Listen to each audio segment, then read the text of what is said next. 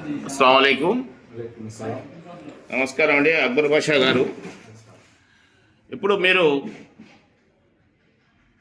నేను జరిగినటువంటి అర్షద్ మదనీ గారి సభ పైన మీ అభిప్రాయాన్ని చెప్పగలరా?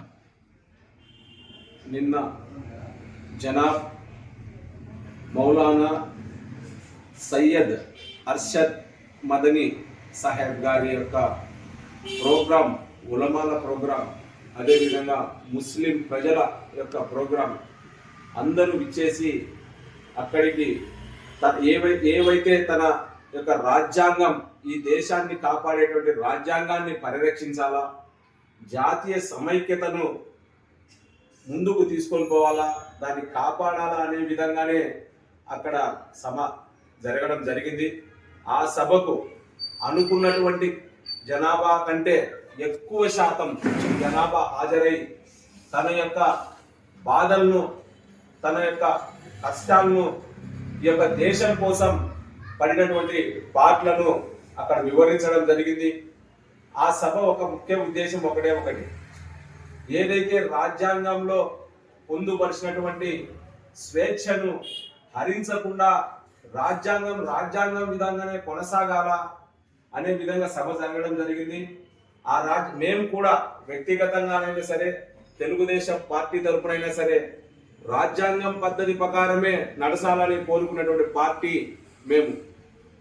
కానీ ఆ సభలో ఏదైతే వారి మనోభావాలు ఉన్నాయో ఆ మనోభావాలకు అనుగుణంగానే తెలుగుదేశం పార్టీ ఉంటుందని చెప్పేసి మా అభిప్రాయం, మా యొక్క మద్దతు కూడా.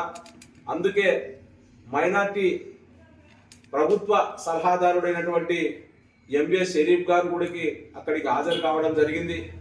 అదేవిధంగా నంద్యాలలో ఉన్నటువంటి మౌలానా ముస్తాక్ అహ్మద్ గారు, Andhra Pradesh state minorities finance corporation వారు కూడా అక్కడికి రావడం జరిగింది.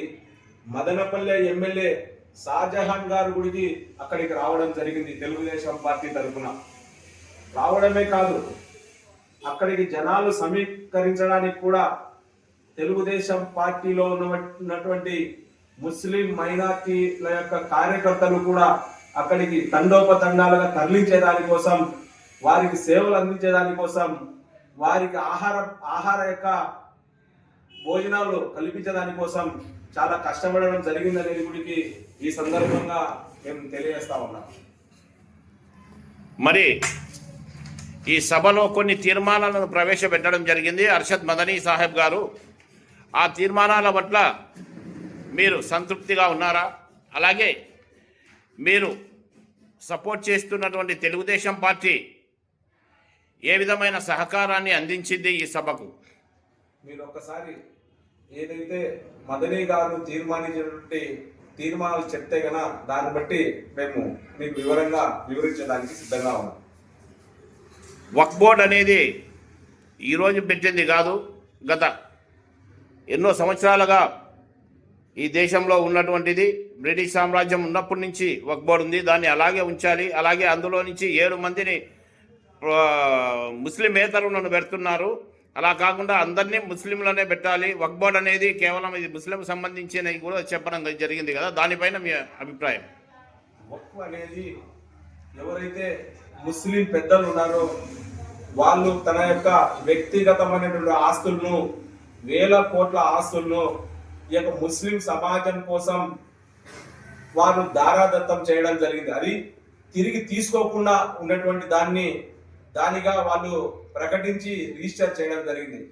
అలాంటి ఆస్తుల్లో ముస్లిమేతరులు ఎవరే కానీ దానికి ఆ యొక్క కమిటీలోకి రాకుండా ముస్లింలే దాన్ని కొనసాగించే విధంగా ఉండాలనేది గుడికి మా యొక్క మేము గుడికి దాన్ని మద్దతుగా ఉన్నాం. గతంలో కూడా తెలుగుదేశం పార్టీ ఇలాంటి కార్యక్రమాలకు మేము మద్దతు ప్రకటించాం. క్షేత్రస్థాయి నుంచి మేము ఈ యొక్క వక్ఫ్ బోర్డుగానే ఉండాలా, దాన్ని ఇతరులు జోక్యం చేసుకోకూడదనే ఉద్దేశంతోనే మేము కూడా దానికి మద్దతుగా ఉన్నామని చెప్పేసి స్పష్టంగా తెలియజేస్తాం.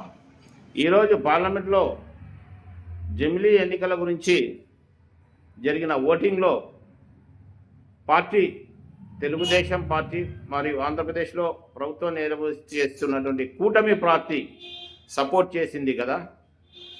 ఇప్పుడు అలాగే కేంద్ర ప్రభుత్వం ఈ వక్ఫ్ బోర్డును పెడితే తెలుగుదేశం పార్టీ వైఖరి ఎలా ఉంటుంది? తెలుగుదేశం పార్టీ ఒక సెక్యులర్ పార్టీ.